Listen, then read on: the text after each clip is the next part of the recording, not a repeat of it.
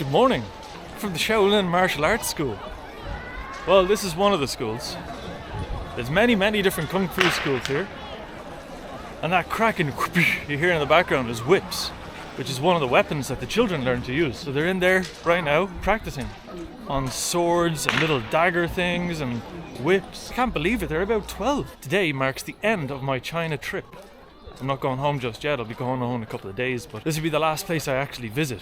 All the other places are just going to be focused on relaxing and taking a couple of days break before my next trip. So I'm going to climb into the mountains, spiritually, hopefully. I think, as always, I don't know exactly where the path goes, but I was told by my unusual hotel hostess, that's another story, that's Twilight Zone kind of stuff, but I was told that I can cross the mountain. I can go up this way, walk all the way up and then cross over the mountain to get to the other side. I was also told there's a cable car, you can get a bus if you want as well, you can pay for a bus, but I think I'm gonna try it the hardcore way. I do have this time some rations actually. I've got 2 Snickers bars and 2 bottles of water. Let's head on into the mountains, see how far we get. Join me today if you're interested in my last journey here in China for a while. I'm excited.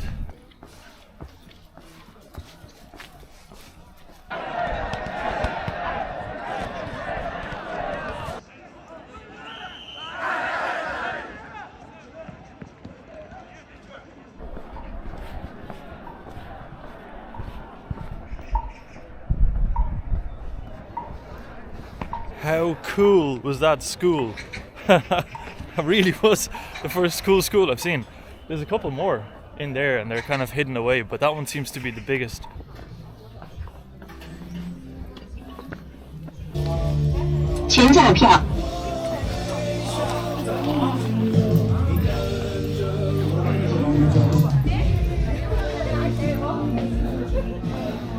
So this is what's known as the Wushu Training Center. I think it's the main one, and it looks like you have to queue up to actually get inside. So they take people in groups and bunches. Oh,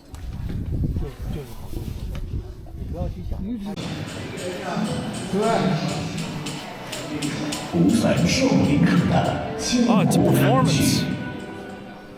Deadly. Let's sit here. Oh. 松山少林走道，中国美术馆举办过个人的书画展，北京的客厅、书房、办公室里边，这都是一幅不可多的。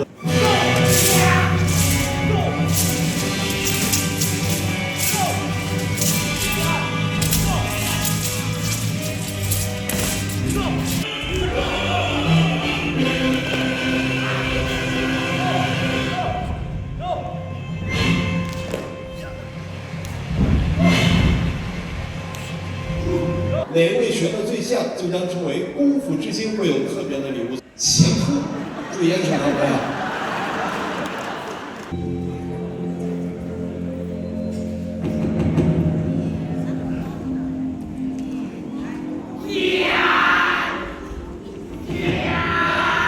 好，现在大家看到是少林的。I'm now convinced the real martial arts in China is being able to survive a crowd. That show was really cool. It was actually really well choreographed. The students were fantastic. And then they had a small little excerpt where they called up a couple of people from the audience. Although I have my suspicions that some of them were plants. They weren't actual audience members, but one of them was. But it was still really good. Still really enjoyable. Even if he was a plant, it was actually really fun. I don't care. I really enjoyed that. It was great. Here we have you're ushered straight into a souvenir shop. Maybe this tiny little teapot for 35. Oy, what can you do with that? Let's carry on.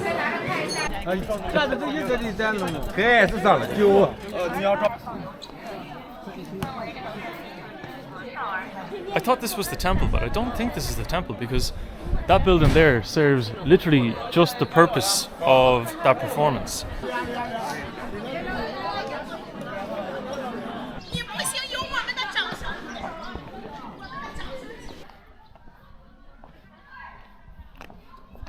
Little bit of history about this place.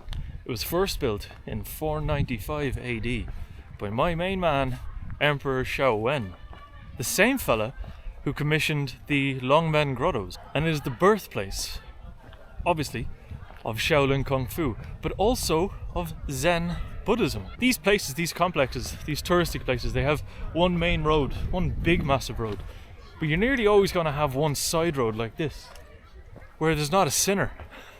So they're usually the most peaceful to walk down. But we go see the river. I'm never going to get up this mountain. I don't know what time it is. It's 11:15. It takes 8-9 hours to walk the mountain.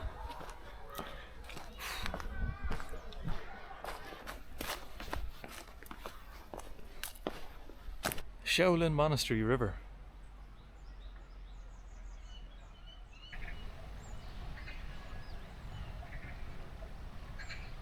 The martial arts that were taught here at Shaolin were a very closely guarded secret for many, many years. But in the last few years, the temple, along with the performances and all the stuff that you see, has been criticized due to its over-commercialization. And I could feel that. The whole performance was about selling scriptures or pieces of paper that had been written on by an old man.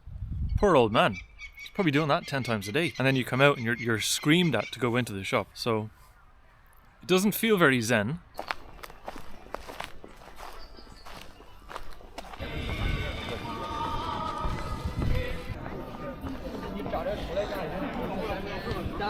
Okay, so this is the actual Shaolin Temple.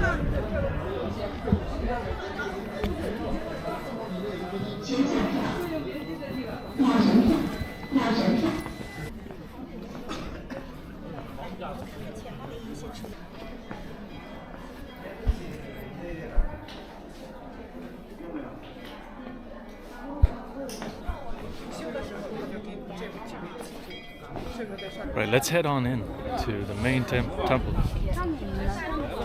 香不进大殿，就是先烧香后拜佛。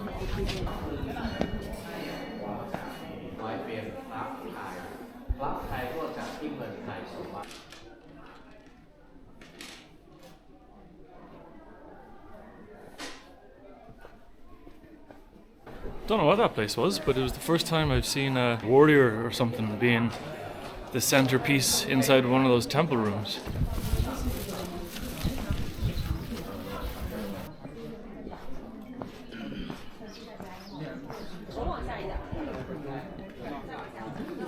This building that has a bit of construction going on right now is the abbot's home, the main guy, the head honcho.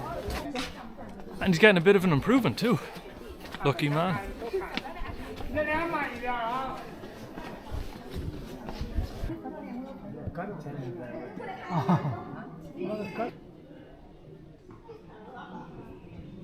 So this is the Puxian Hall, and Puxian is the term for a person who is the right hand of Buddha. That's a hall that tries to revere him or her or them.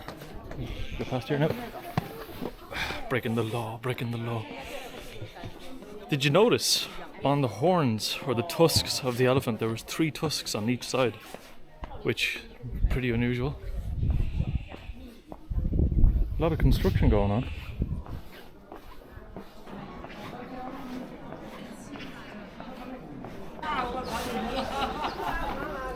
Here are the old graves for some of the abbots over the centuries. What's up this little alleyway? The back streets of the Shaolin Temple.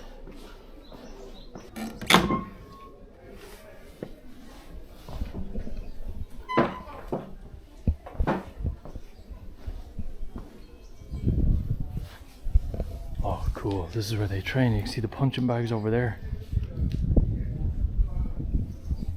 Alright, I'm going to respect this place and not go too much in there. I think that would be rude and wrong. I'm telling you, alleyways. Alleyways is the place to go. If you see an alleyway, just pop down it. Of course, be sensible. Magnificent Shaolin Temple. There's not much in it, but there doesn't need to be. The feeling of history that's inside of it.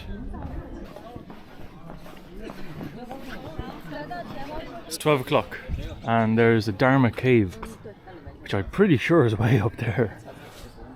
But I want to go here, San Shuangshai, which is 5,300 meters. But it's also up into the mountains. The Dharma cave is where Bodhidharma, a gentleman who brought Buddhism to China, allegedly stayed in for a few years, I think. He lived inside this cave. I think that's been refuted a little bit. Nonetheless, it's still a sacred place that people go to and worship. We'll make it there in one piece. Let's go. Yeah, let's do it. Nobody else is doing it, which just means it's going to be even more special. Give us a lift. I bought a bottle of energy drink. It's called Reka Horas Energicia. I think it's Spanish. Everything else is in Spanish and Chinese. It looks like pure poison, but if it gets me up the mountain and back down and up the other one as well, happy enough.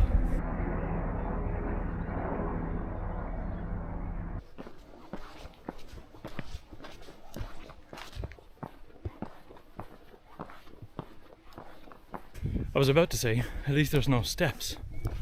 Look at that.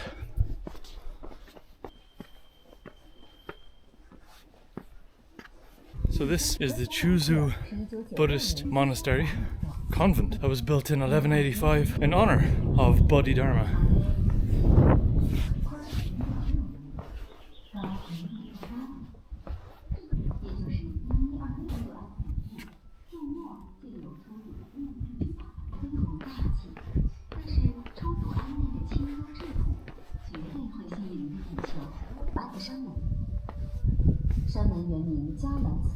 Oh, look at the paintings. Whoa. Sad to see people scribbling on them and writing their names, but there's some gorgeous paintings.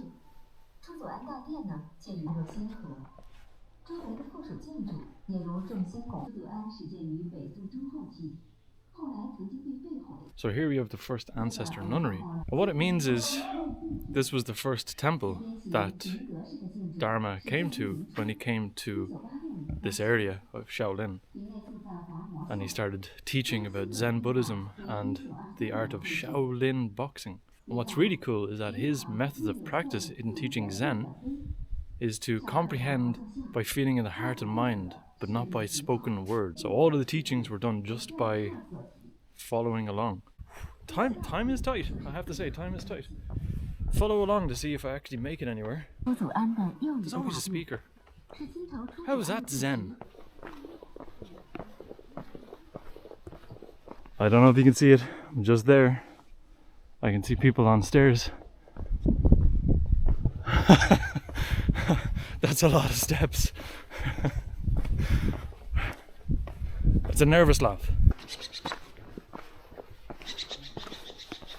China's making me. It's genuinely forcing me to like stairs, I think. Look at that there.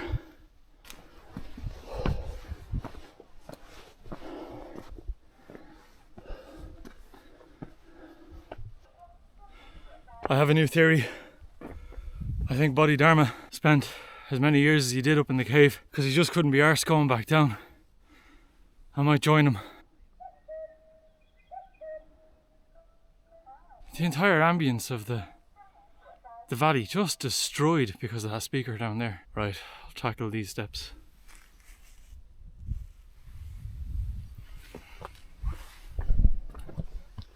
Functional fitness.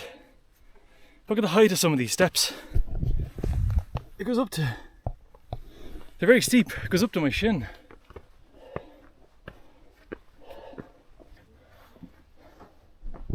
So this is it. Cave is 7 meters in depth, 3 meters in width, and apparently it's where Bodhidharma meditated for 9 years. And he sat facing the wall.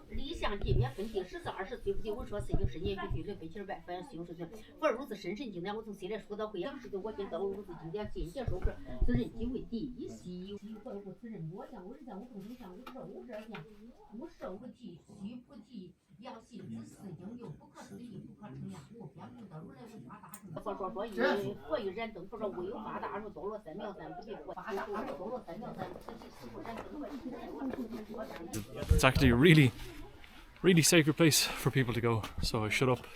I'm so out of breath. you're sort of drawn to look at the statue and think that's what I should be praying to. But you should be praying to the wall, apparently, that he was praying to. Anyway, according to the map, way down there, up here is a statue of the Buddha Dharma. So let's head on up and see the statue with what will be a magnificent view.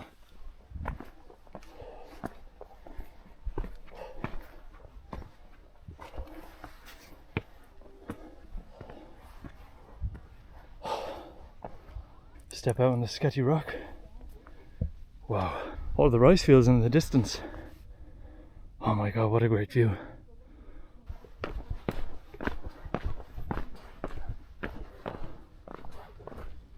Yeah.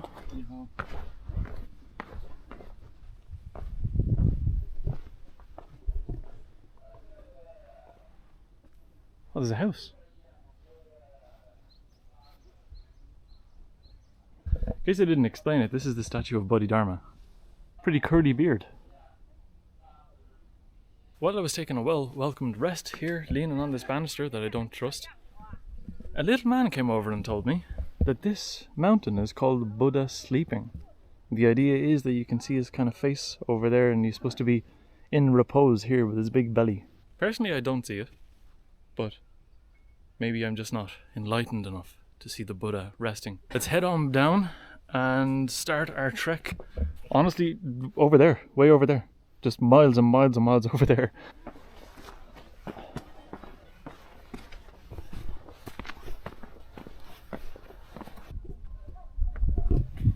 Nearly there. So much easier going down.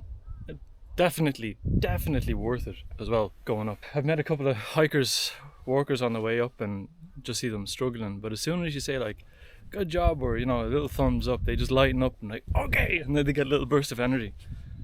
It's nice to be nice. But if you have the whole day, you can take these stairs slowly and just take in this gorgeous, majestic sleeping Buddha mountain. But I don't have time. I must go. I must run down these very slippery steps. I can't imagine what it's like in rain. And you have to have a certain amount of fitness. Although I say that, I don't know how the old woman is up at the top. She's way up at the top selling trinkets and bracelets and stuff. Hello.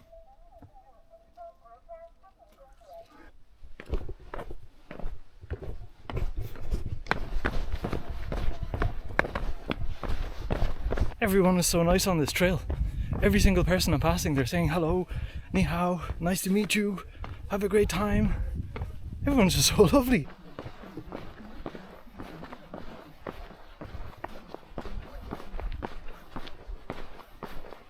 I don't normally run. In fact, I never run.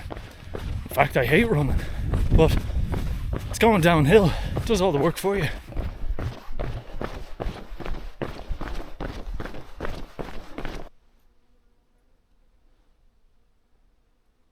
This is like something out of The Walking Dead. Oh, I thought there was a person standing there. This is a good place to give me the heebie-jeebies.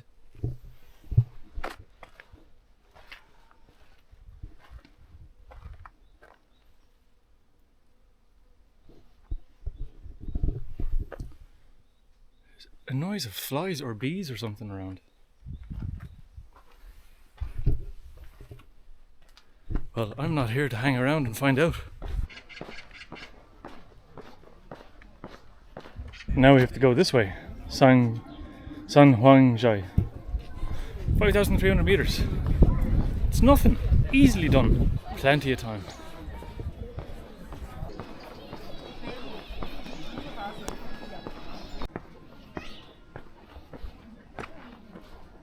My bad. There's one more thing to see before we get started on our little trek. This, the Pagoda forest. Each one of these is a gravestone for a monk from the temple throughout the centuries. The one back in the Shaolin monastery must have been, or Shaolin Temple must have been, super revered people. Here we have a lot more.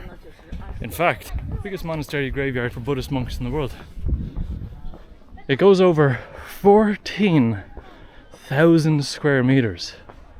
So way on up there, you have so many more of those little temple to each one of the monks. Going back from the very beginning of the Shaolin Temple,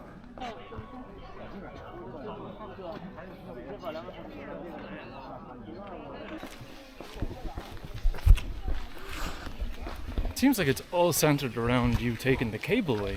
There's no markers or path to say this is the hiking trail. I'm hoping the cableway is on top of the hiking trail. Otherwise, I'm taking the cable.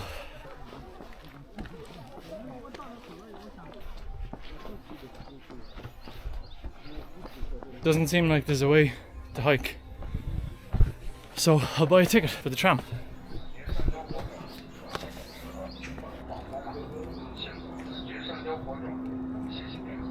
Ni hao. Hello. Could I have one ticket, please? I woke that poor lady up from her slumber.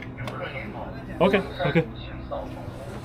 So it's 100 koi up and down, although I don't know what time it finishes at. But we'll head on in anyway. We'll head on up and we'll see what this village is all about, why it's so famous. Ni hao. 欢迎光临。谢谢。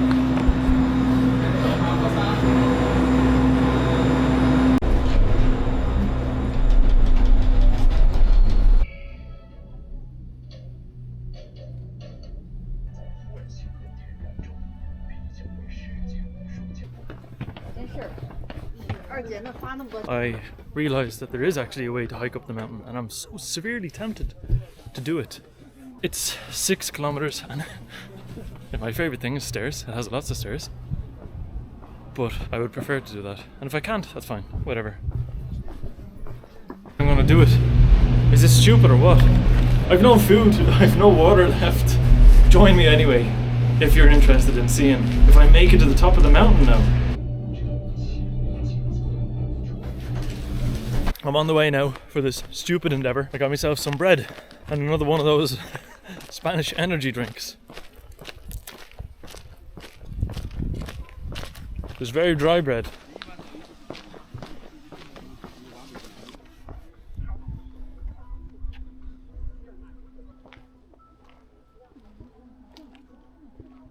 I'm nearly choking on my bread.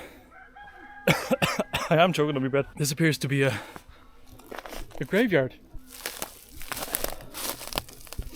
that's fallen apart. That is the driest bread I've ever eaten. Yes, it's just this overgrown and abandoned graveyard.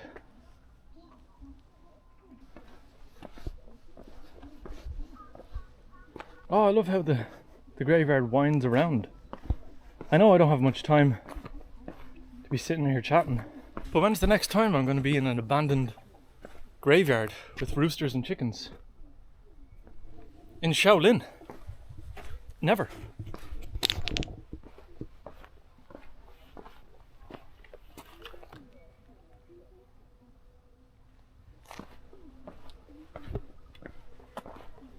Completely unexpected.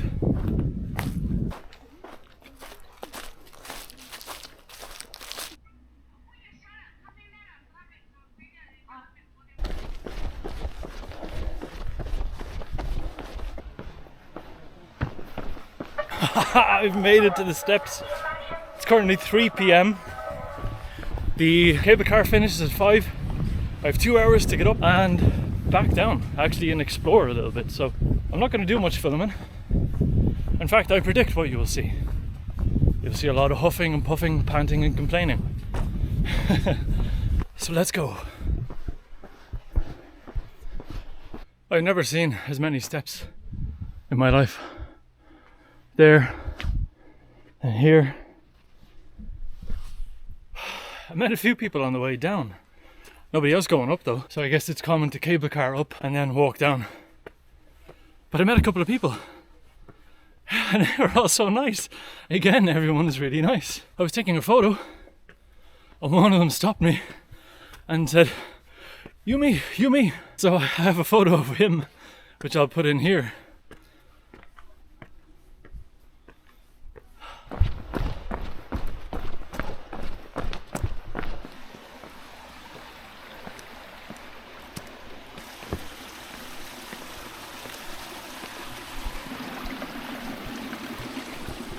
Cool. I'm sure it's nice and drinkable too.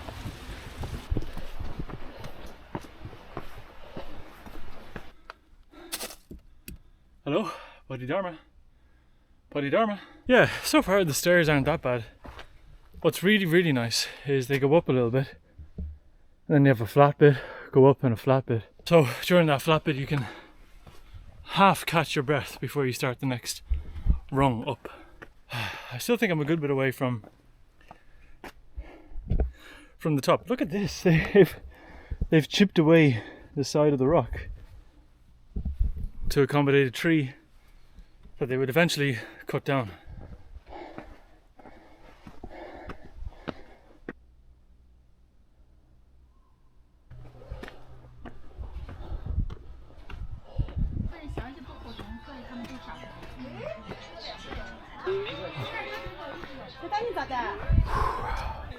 Here's where I was a moment ago. Like, I don't know, what time is it? It is 3:38 p.m. That only took 38 minutes to walk up those steps. Not bad. But I'm not there yet. I have to head out another, I think, 2 kilometers to a little village you can't see, but it's absolutely gorgeous on the cliffside. That's where I'm going to end today's video. Over there.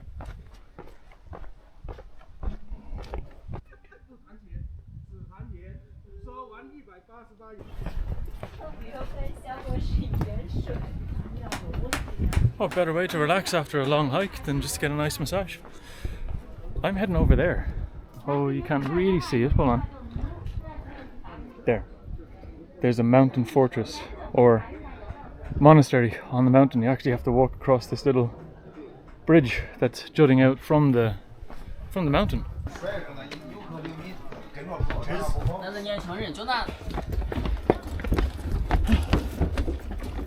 That's what the helicopter was then. Oh, I hope he's alright. Look at that view.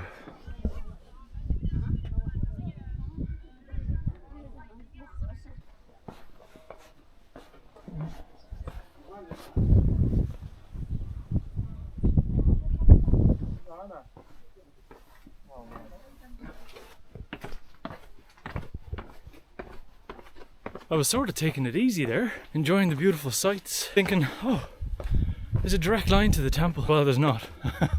You have to walk around here, up there, all the way up there. It's very far. It doesn't look like it maybe, but it's actually quite far.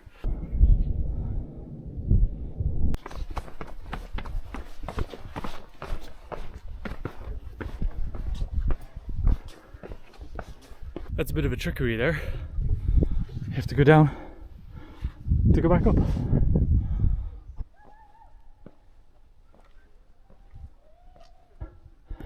That's my head exploding. Look what I found in the wild, just hanging out. A cucumber.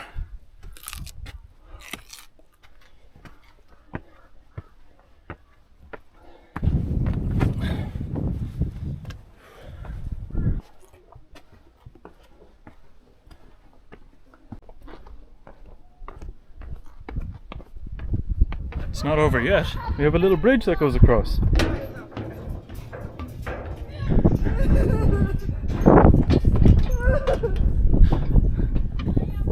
It is a long way down though.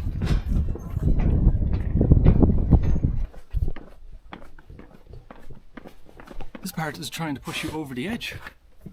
It's leaning that much. Jeez sake. Okay. And there's a tree. Why don't they cut down that tree?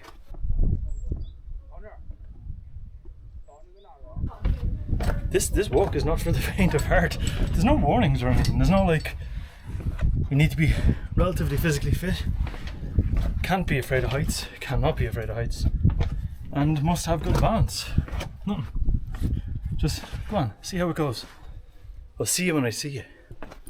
Hello. Hello, 你好. 你好。你好. 汉语说的蛮溜的。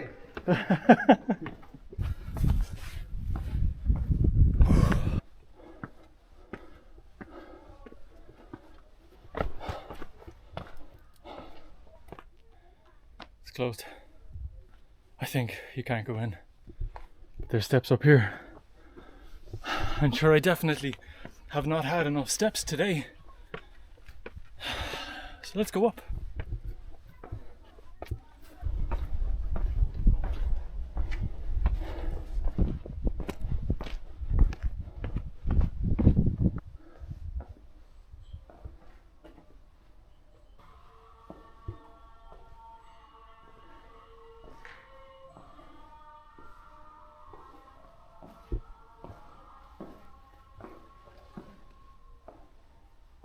Well, you can't really hear them. It's very, very, very faint.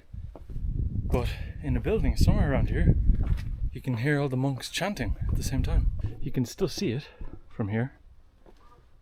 The different areas that they have.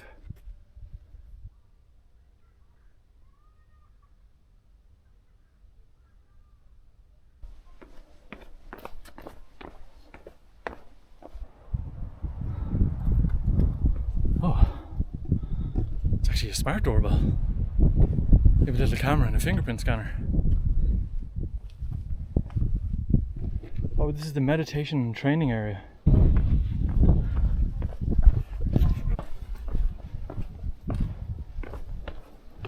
So yeah, this looks like it's a way out. There's a road down there. I'm going to finish here. I'm going to enjoy this cream egg now. It's travelled all across China, all across the world to get here. And to sit on these beautiful mountains with this beautiful view. No better place to have a cream egg. Not sponsored. Make sure the wrapper doesn't blow away. There we are, right.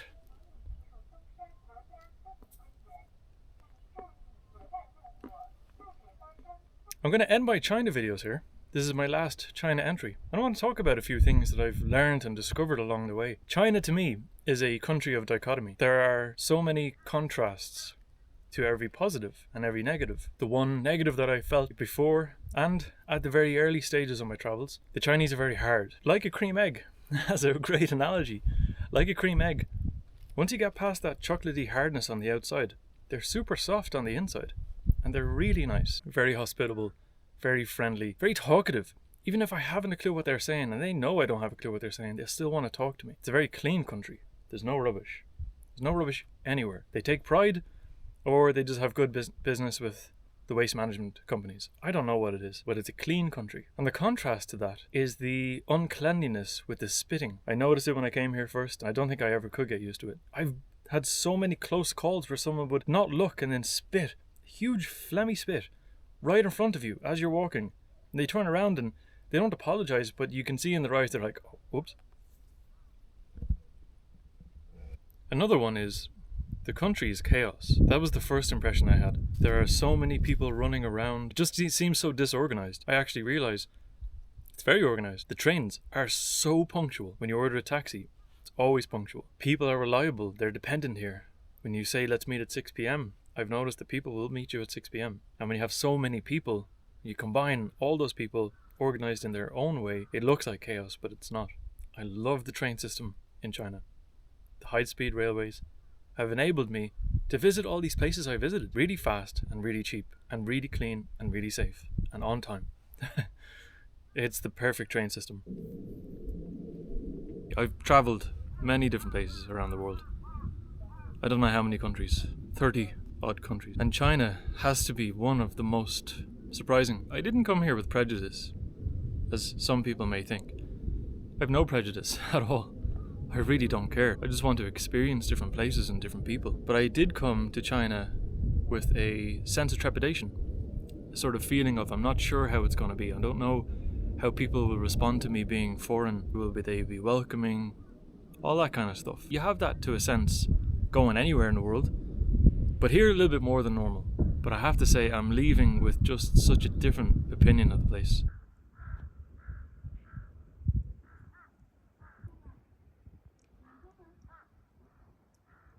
I'm ending it in Shaolin for a specific reason. Unfortunately, at the end of last year, I lost a very close friend of mine. Someone who I'd known for many years throughout my childhood. And we talked about Shaolin a few times. He was always fascinated with the Kung Fu and the martial arts. And I think just the Zen Buddhism, really. The idea of being calm and being at peace with your mind. Unfortunately, that battle was a little bit too much for him.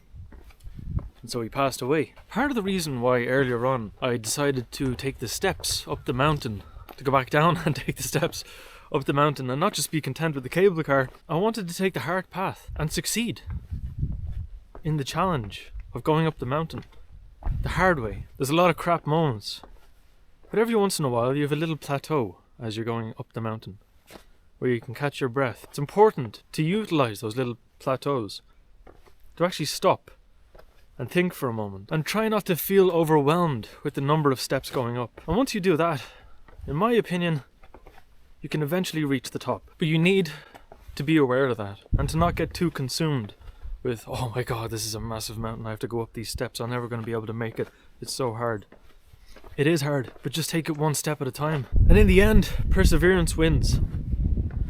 Strength of the mind, strength of the body, strength of the will. So I just want to take this last piece of my China trip to say, if ever you feel like the steps are too much, or it's too high, or you're not fit enough, mentally or physically, to take on the steps of life, just take a pause. Just chill out. Talk to somebody. Talk to one of the people that's also having troubles climbing that mountain. And you'll soon see that life has some great moments. So with that, I'd like to thank all of you for watching my China videos, even if this is the only one. Even if you hated them. Still, thank you for watching. Thanks to my friend as well for all the memories he was able to give me. That will last me forever. This is the end of my China videos, but I plan to do some more around the world. I don't know where. And if you're interested in joining and following along with the videos for whatever video comes next, I'll be more than happy to have you along with the trip. China's been great. Goodbye.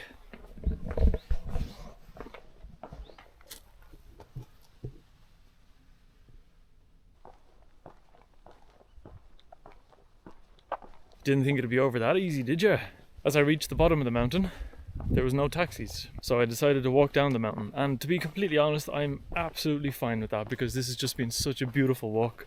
But just now, a moment ago, as I was listening to Linkin Park, chilling out, kind of getting into a bit of a zen zone, I see this man just on the side of the street, out of absolutely nowhere. I haven't seen a single car or a single soul now for about an hour's walk, not one person. And I see this man across the road, and I actually started to think, oh, am I starting to get like delusions or something? But no, there was a man there dressed up in, it was genuine ex-Soviet clothing. So he called up his daughter, who could speak English. She explained to me that he's actually a fire warden here in the forestry, the Shaolin forestry. These very dry trees. And so he lives in a hut just near the road where I was, and I have no idea how he knew I was coming. But his daughter was explaining that he will organise for a vehicle to bring me down, and I said no, it's completely fine. I'm really enjoying this walk. This is a lovely walk. So there I was thinking I was going to get a shakedown from the cops, and they were just caring about my safety. It's just such a lovely place. Although I may want to have taken him up because it's another 40 minutes to the bottom of the mountain. I've already walked about an hour, a little over an hour, so it's a good distance down, and it's getting dark, and I really thought that those lights would turn on because this road is so well done. I thought those street lights would turn on, but they haven't yet.